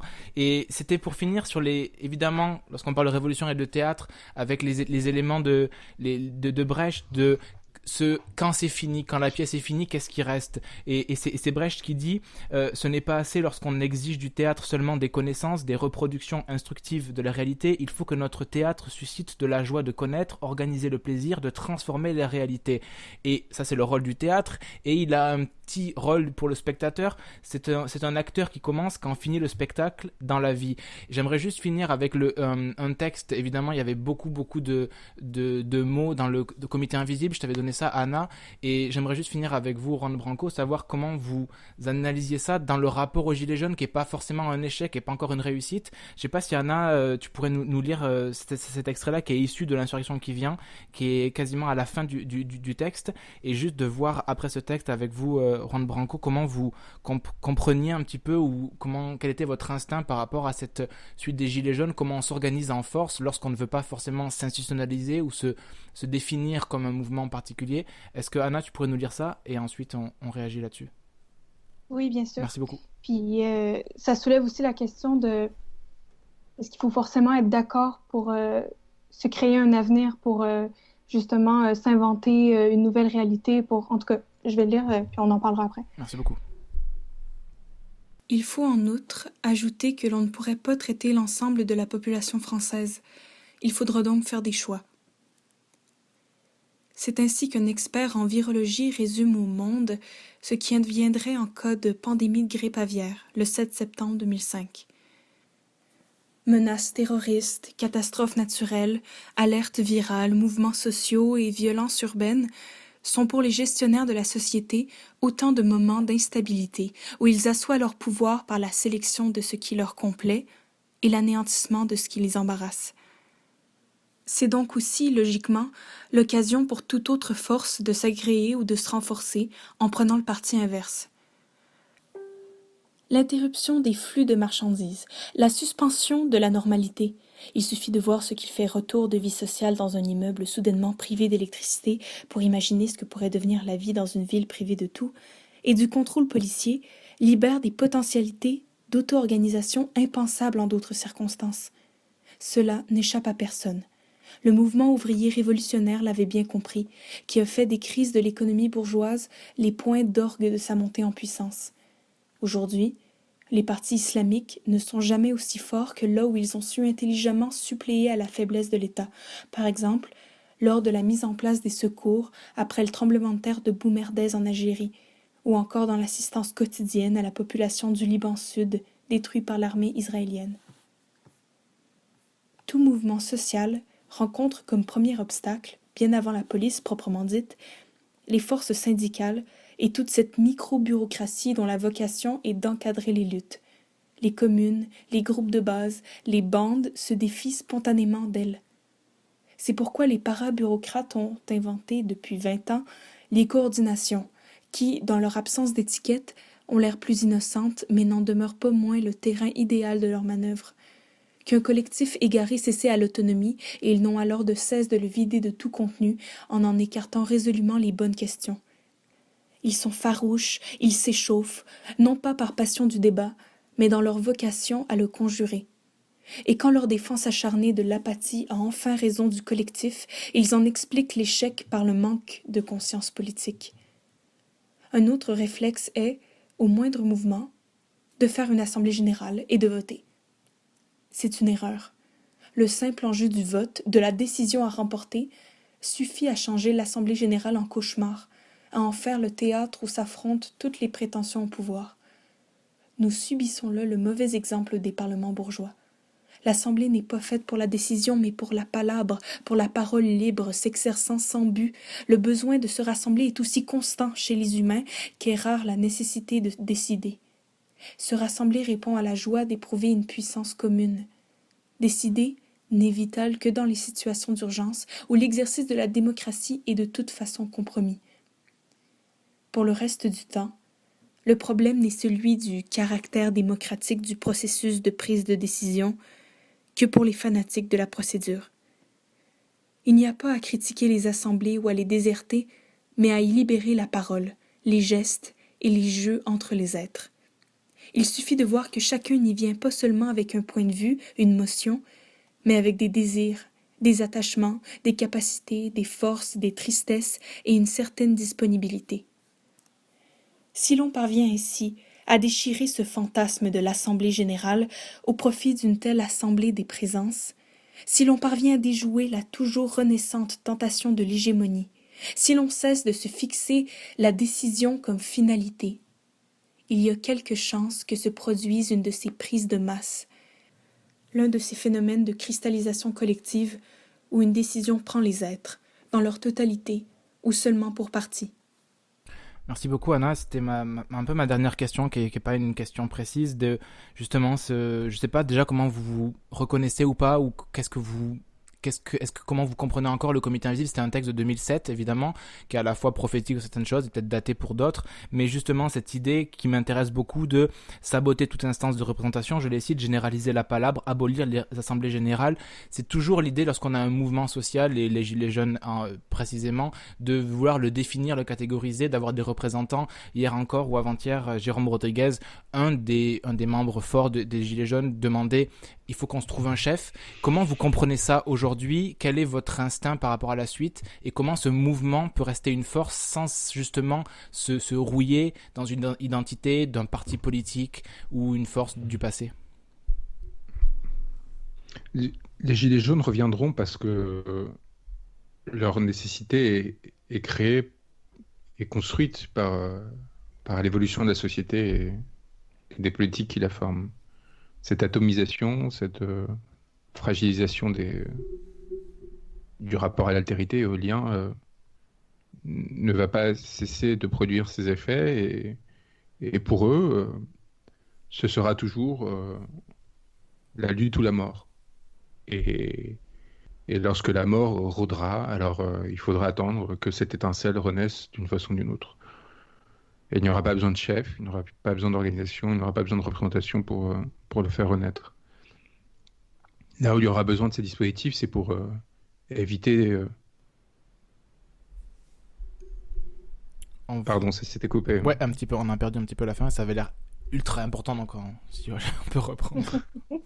Oui, je pense que l'angoisse du révolutionnaire est comme tout être ou structure vivante, celle de la fin de sa propre nécessité. Donc il y aura toujours une résistance à ce qu'il y ait une concrétisation des aspirations, même partielles, de ces mouvements-là, qui leur retirerait leur rôle, leur centralité, les forcerait à ceux qui sont devenus, sans vouloir le dire, structurants, dépendants de ces mouvements et de ces souffrances pour continuer à vivre. Eh bien, ces personnes-là craindront toujours de les perdre parce qu'ils auront quelque part trouvé une forme de confort dans cela. Et en ce qui concerne le théâtre, j'ai assisté vers la fin des Gilets jaunes, donc à cette période-là, vers mars, il y avait une représentation à l'Odéon d'une œuvre. Je ne sais pas pourquoi, il y a Strindberg qui me masque l'accès à l'autre grand auteur scandinave de théâtre du début du XXe siècle. Est-ce que vous pouvez m'aider? Alors là, on se concentre, les acteurs. Alors, attention. Donc, pensez à qui? Il y a eu Strindberg, et il y a eu qui était l'autre grand auteur du début du XXe siècle de scandinave, de grandes œuvres de théâtre. Ibsen. Merde. Ibsen? Pardon? Ibsen, voilà. Ibsen, voilà. Excusez-moi. Bravo. Donc, Non, il y avait une. Question pour un champion. Donc il y avait une œuvre d'Ibsen, je sais plus laquelle, sur une hystérie dans une ville. Il était suédois, non? Si je me souviens bien. D'une ville suédoise où, si je me suis, vous voyez, suédoise, ça change pas grand-chose, mais où il y avait une sorte de panique morale très importante et qui provoquait une tension, mise en abîme très forte avec ce qui se passait avec des gilets jaunes. Et Et le metteur en scène m'avait invité à la place du roi, à l'Odéon, donc dans l'hyper-bourgeoisie, vous voyez, un niveau... Et il m'avait mis là, et il m'avait invité, donc moi je m'étais dit sympa, et je m'étais retrouvé à cette place-là, ça je m'y attendais pas, donc en plein milieu, comme une forme de consécration un peu bâtarde et étrange. Et donc on voyait se mettre en place cet étouffoir qu'Ibsen arrive très bien à décrire. Et à un moment donné, il y a une forme d'espace de liberté qui naît dans la représentation. C'est-à-dire qu'il va y avoir un dispositif qui, normalement, justement parce qu'il est dispositif, ne fonctionne pas. C'est-à-dire une adresse au spectateur qui se met en place de la part des acteurs, qui sort du texte d'Ibsen et qui va s'appuyer sur... je suis absolument désolé, j'ai des mémoires courtes qui fonctionnent très bien, mais qui ne marchent pas du tout sur l'espace long. Donc sur un auteur allemand des années 70, sur Günter Grass, voilà. Okay. Pardon. Et qui tout d'un coup, en fait, une sorte d'insertion d'un texte de Günter Grass au milieu de la pièce d'Ibsen, où les acteurs commencent à prendre à témoin les spectateurs et leur exiger d'adopter une forme de comportement de façon relativement fascisante et qui faisait très fortement écho au discours macroniste et à la situation actuelle.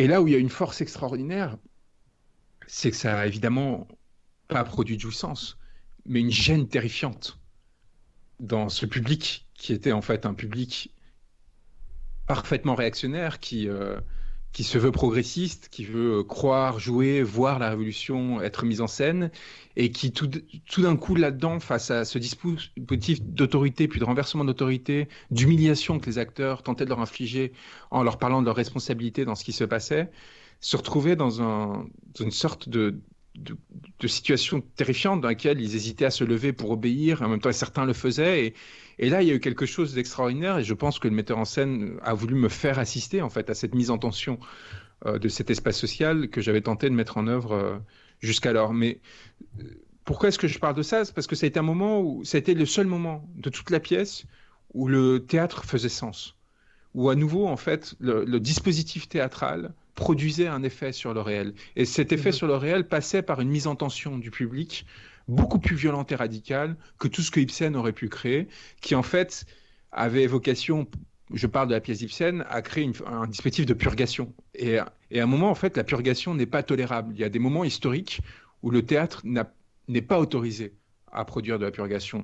Et donc là, on avait quelque part un geste de courage de la part de ces metteurs en scène dans un espace censé quelque part quand même le consacrer, c'est-à-dire...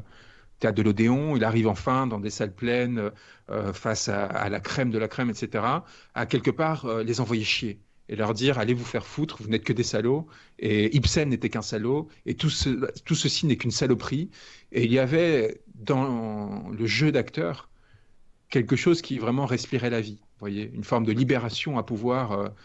non pas jouer, vous voyez, c'est-à-dire on prend un texte du début des années 1900 et on essaie de tirer des échos avec le réel en 2019 qui va faire qu'on va se sentir satisfait d'avoir créé ce dispositif qui va nous permettre de réfléchir, de prendre un peu de distance par rapport à ce qui... Non, un vrai dispositif de brutalisation qui tout d'un coup remettait en question les privilèges à la fois des acteurs, des spectateurs et qui quelque part faisait révolution. Puis c'est vraiment intéressant parce que on est beaucoup là-dessus en ce moment sur aussi le texte, un peu le grand texte d'Olivier Neveu qui est contre le théâtre politique, qui va démonter l'idée justement qu'il peut y avoir un théâtre politique très consensuel, très réactionnaire parce qu'on va aborder un sujet politique, mais que le politique au théâtre, ça va être un dispositif, une manière de le faire, et que le politique va se jouer davantage dans la manière de présenter le théâtre que dans la matière. Donc ouais, je trouve que c'est à nous de trouver ces stratégies-là. À moins que du Québec, il y ait une question fondamentale que si vous ne la posiez pas, vous mourriez sur le champ, on va vous remercier. Manifestez-vous rapidement, là, les amis. Non, ça va. Anna, t'as un truc? Non, c'était... c'était un au revoir, gratuit. Merci beaucoup, Ron Branco, merci beaucoup. Merci à vous de m'avoir invité à vous parler.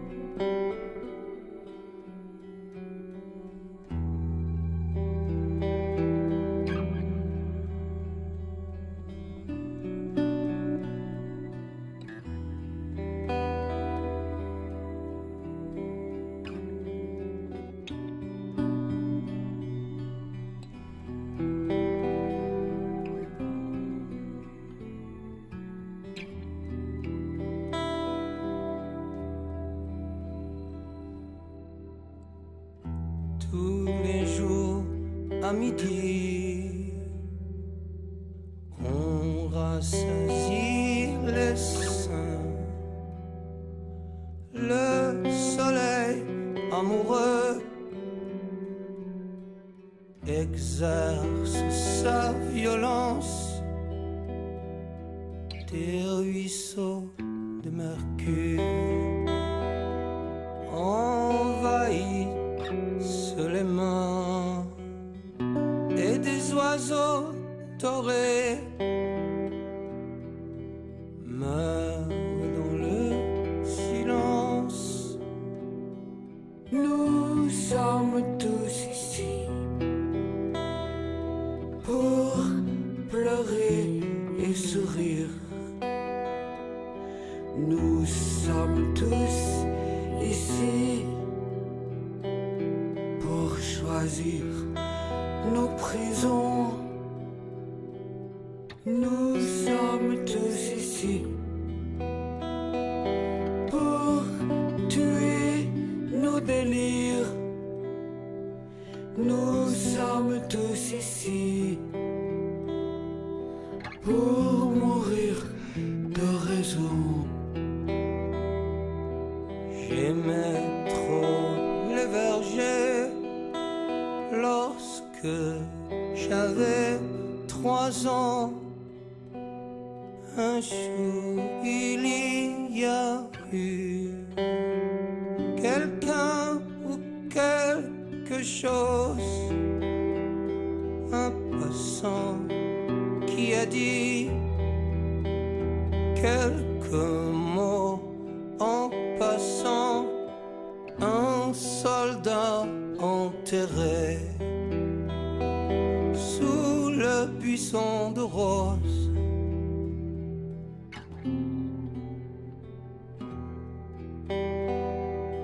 Il ne faut pas pleurer, disait l'araignée noire. Elle consolait les enfants affligés à l'heure où le soleil descendait pour nous boire. À l'heure où je te parle, à l'heure des vergers, sommes-nous tous ici pour pleurer et sourire. Sommes-nous tous ici pour choisir nos prisons. Sommes-nous tous ici pour tuer nos délires. Sommes-nous tous ici pour mourir de raison.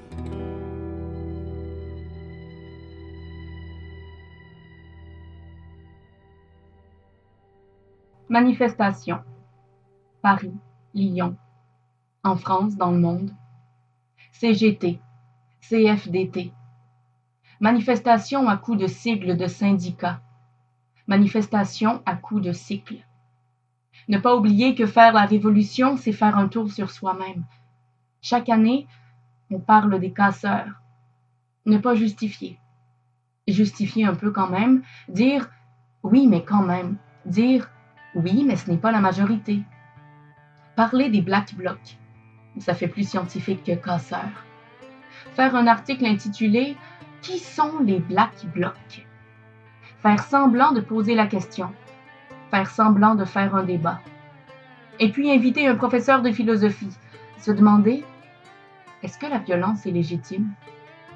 Demander au professeur de philosophie, retranscrire sa réponse. On voit ici que derrière les interrogations sur la violence en manifestation se cache un problème politique très important, celui de la définition de l'État.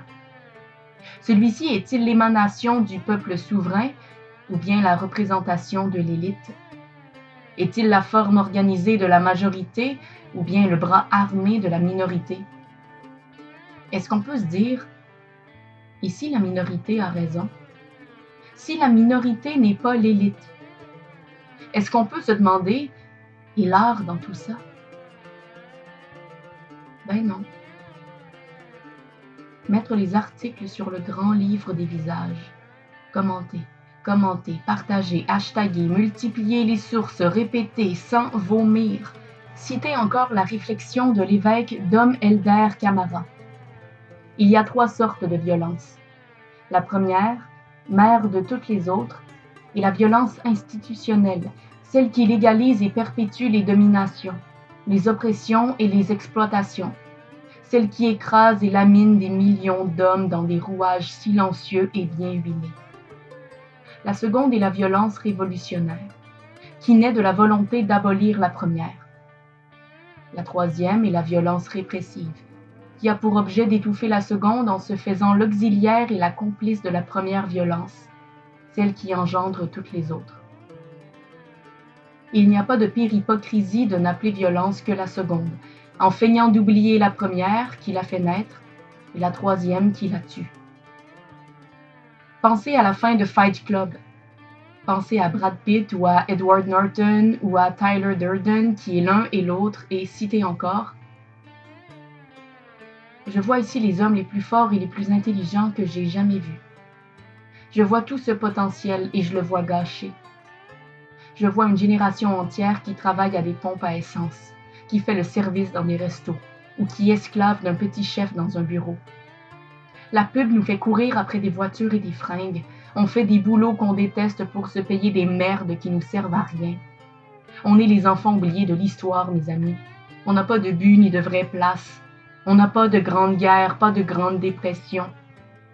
Notre grande guerre est spirituelle. Notre grande dépression, c'est nos vies. La télévision nous a appris à croire qu'un jour on serait tous des millionnaires, des dieux du cinéma ou des rockstars, mais c'est faux et nous apprenons lentement cette vérité. Et on en a vraiment, vraiment plein le cul. Se dire que tout cela est bien dit. Se dire qu'on ne sait plus. Écouter une interview d'un Black Bloc et penser qu'on préfère 1000 fois écouter Edward Norton en Tyler Durden à la fin de Fight Club. Penser que si les Black Blocs pensaient un peu mieux, on casserait un peu mieux. Penser que l'odeur de vieilles cigarettes dans un repère de jeunes adultes désœuvrés qui réfléchissent à quelle vitrine faire exploser n'est pas un fantasme millénariste. Penser que la révolte vaut mieux que cela. Penser, qu'est-ce qu'Ulrich Meinhof aurait pensé de tout cela? Penser aux premiers mots d'Ulrich à Anna Crabbe. Ce que racontent les hommes politiques, ce n'est pas ce que les gens pensent, mais ce qu'il faut qu'ils pensent. Et quand ils disent « nous », ils ne cherchent qu'à baratiner pour que les gens croient y retrouver en mieux formulé ce qu'ils pensent et leur façon de penser. Se dire qu'il y a 2 choses intéressantes. Merci Ulrich. 1. En mieux formulé. 2. Quand ils disent « nous ». Parce que c'est ça le discours. Dire en mieux formulé pour faire croire que c'est mieux pensé. Et puis le peuple, il se dit, c'est mieux formulé, alors c'est mieux pensé que moi. C'est mieux pensé que moi. Parce que c'est ça le discours. Faire un nous d'un rien, imaginer, créer, monter de toutes pièces un nous qui ne rime à rien. Alors, réponse, à l'art. Et l'art dans tout ça? À l'art de mieux formuler encore. Encore, s'épuiser, s'amuser, s'épuiser, s'éclater, s'exploser à mieux formuler, à l'art de s'inventer un nous. Alors, pas un nous exhaustif, et pas un nous universel parce qu'on est trop nombreux pour être d'accord, mais un nous quand même. Merci Ulrich. Se demander comment parler, et comment se faire entendre. Le cynisme te tue, la naïveté t'aveugle, a dit une auteure. Funambule. Trouver le point exact du milieu. Méden Hagan, ont dit les Grecs. Rien de trop, juste le milieu. Que nous soyons justes, mais pas tant dans la justice que dans la justesse. Dire, Si nous ne savons pas si c'est juste ou injuste, nous sentons quand c'est trop. Trouver le point d'équilibriste entre cynisme et naïveté. Trouver quelle violence est juste. Trouver quelle manière de parler est juste. Trouver quelle manière d'aimer est juste. Trouver la justesse comme on joue de la musique, à l'oreille, à l'instinct, sans professeur de philosophie qu'on partage sur le mur du livre des visages, mais en écouter les vieux Grecs qui disent « Médène Agan » et les jeunes filles qui disent « Le cynisme te tue, la naïveté t'aveugle ». Je ne crois en rien d'autre.